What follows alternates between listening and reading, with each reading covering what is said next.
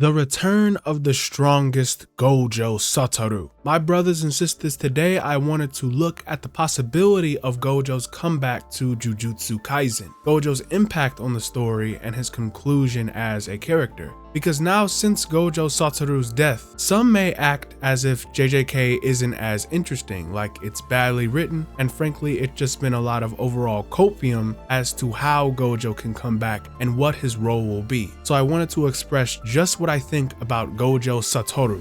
In chapter 248, Yui and Kirara are seen taking Haguruma's dead body away from the battlefield, and Sukuna later said that Haguruma was dead, but he presumes that they use Yui's teleportation technique to take their wounded sorcerers from the battlefield, and they did the same thing for Gojo's corpse. So they teleport these people to Shoko to be healed. Now Sukuna states that healing using reverse curse technique on someone else is not even half as efficient as healing yourself, which would explain why Shoko and Yuta could not heal Inumaki and Kurozu's arm. Shoko especially just does not have that kind of power.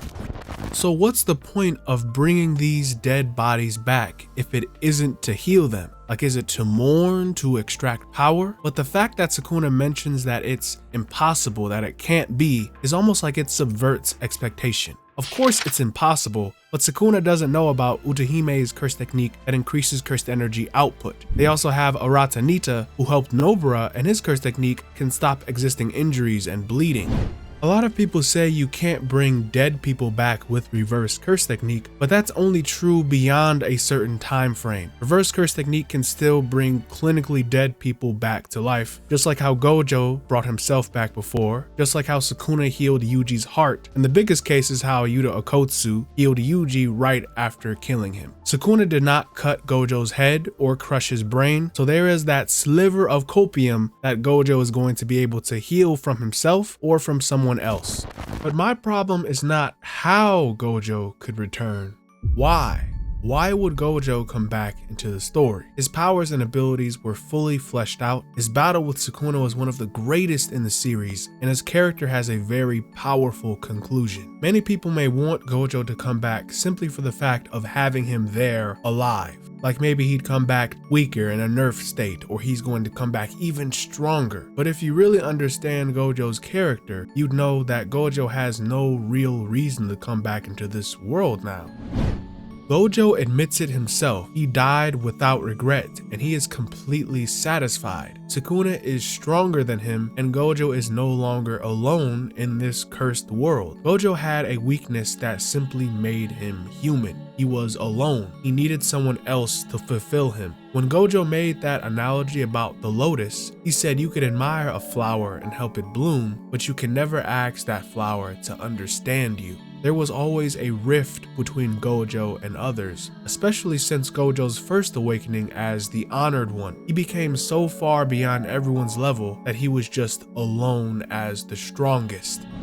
Gojo isn't like Sukuna in his malevolence to destroy everything around him. As we've seen, Gojo cherishes his allies and he wants to help the next generation even surpass him, but Gojo also lives for Jujutsu. At the end of the day, Gojo fights for self-satisfaction, and that is what marks Gojo as the Honored One. He's simply different, like an awakened Buddha of the modern era. However, Gojo held loneliness in his heart, and Sukuna brings out that Gojo and Kashimo were alike because they were the strongest. If you possess the greatest strength, then others below you won't always curse you. They seek to prove their worth in combat. The strong are loved, and the greatest expression of that love is to fight and kill them, as Sukuna would put it. Gojo and Kashimo are greedy because they still felt lonely and lamented loneliness in their hearts. However, Sukuna isn't bound by needing any sort of validation as the strongest. If I want to eat, I eat. If I see an eyesore, I kill it. If it entertains me, I throw it a bone. Sukuna is never bored with this life because he just keeps feeding on humans and enjoys the taste of their flavor, and he will keep devouring until he dies. And that is a very curse-like and cold philosophy, but it's also very surface level.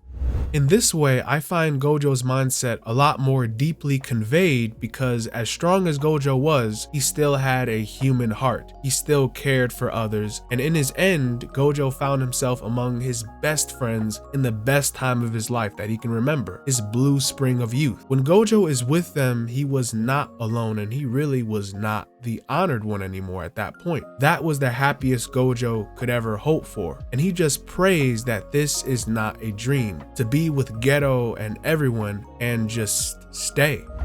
In Gojo's final chapter, he is presented with an option to go south and return to who you once were, or go north and become someone new.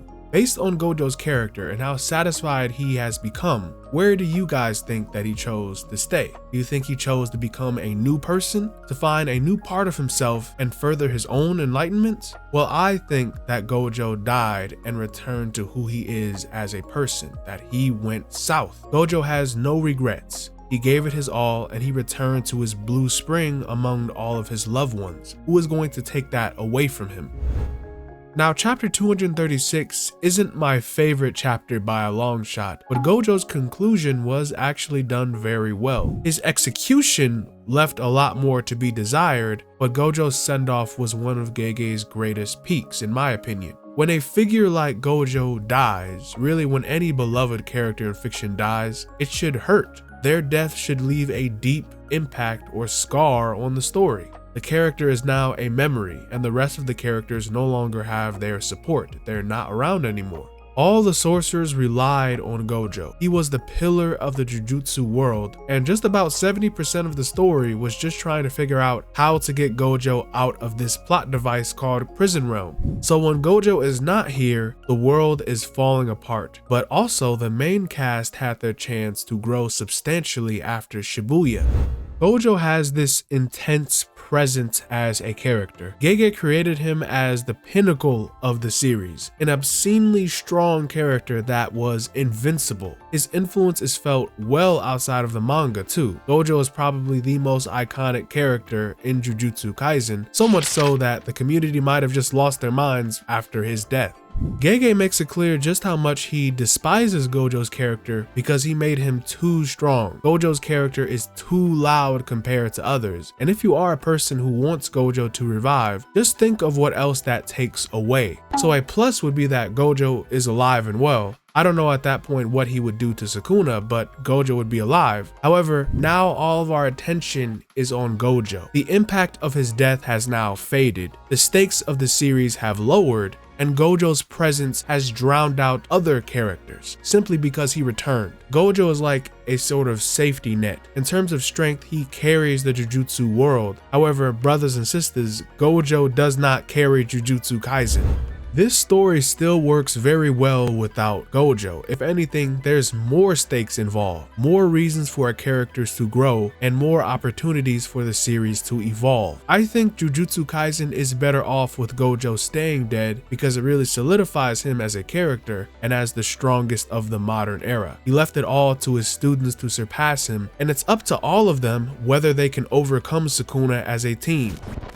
Gojo coming back wouldn't necessarily ruin anything to such a damaging extent, but he's already such a grand character that can absorb so much attention from the manga. This isn't Gojo Kaisen. There has to be room for Yuji, Maki, Akari, and Yuta to ascend. And I don't think that their growth would be as profound if Gojo was still alive and kicking. And if Gojo were to return, he still may actually be a Sukuna victim, since after Maharaga's involvement. Things may have been different before then, however Sukuna already defeated the Limitless. He can now cut existence.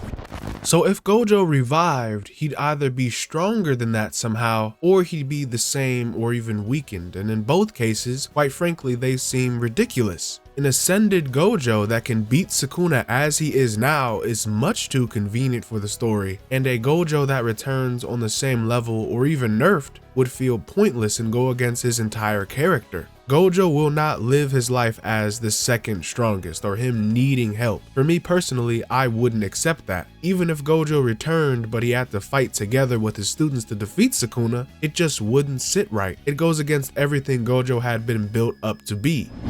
We've now reached a point in Jujutsu Kaisen where, like it or not, we are in the end game. Kenjaku has given his will to Sukuna, and now Sukuna is basically keeping everyone alive by his whim. Simply because Sukuna does not want to be bored, he's going to kill everyone and have fun while doing it. So soon we are going to need an answer, but I pray that that answer is not Gojo. I much prefer the students to use their own knowledge and skills to deal with Sukuna rather than to rely on Gojo.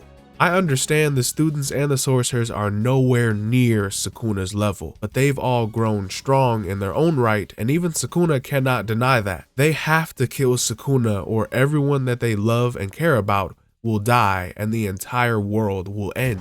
And I guess in both cases, if the sorcerers find a way to actually defeat Sukuna, considering Sukuna as he is now, he has 20 fingers, fully awakened, he has the world dividing slash, and unknown shrine techniques like the fire arrow, not to mention he already defeated Gojo, and Gojo himself admitted that Sukuna was stronger. I really cannot give a straight answer for how they can overcome that. It's obvious that they've been built up to work together and find ways to save Megumi. It would probably require some necessary plot armor, and some may not like that.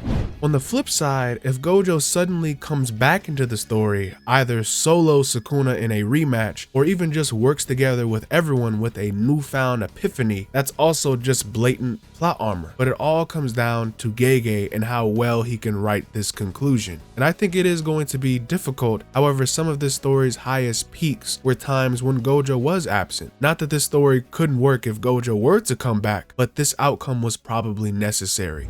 Overall, I just feel that there are considerably more negatives for Gojo's return than there are positives. I have some mixed feelings on how Gojo died, but I'm struggling to see what he has left to do in the world of the living. Everything about Gojo's death had a certain finale to it. He is satisfied that he got to fight the strongest, and he feels no regret about the way that he lived his life as a sorcerer. No matter how you feel about his conclusion, it certainly would be kind of unnatural if he came back. It seems very forced. Sure, the pain of his death would have subsided, but make it make sense. He was done. Gojo already concluded everything about his character.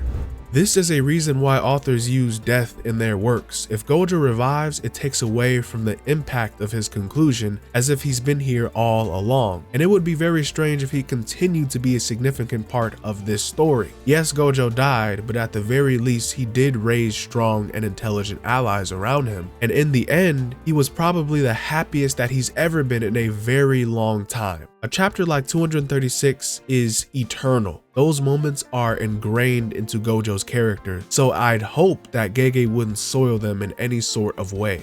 Gojo is an amazing character, the strongest sorcerer of the modern era, the honored one. And naturally, his death has sparked much debate within this JJK community. Gojo could return, that might be possible, yet Gege already established Gojo's character and pretty much gave Gojo everything that he wanted from this life. So I believe that Gojo will stay deceased for his character's sake. But please let me know what you guys feel about it. I'm sure that you brothers and sisters have your own theories, your own viewpoints and opinions, so do not hesitate to share them below. So thank you guys for watching this video. This has been Enemy Stand User, and I'll see you guys in the next one. Bye-bye.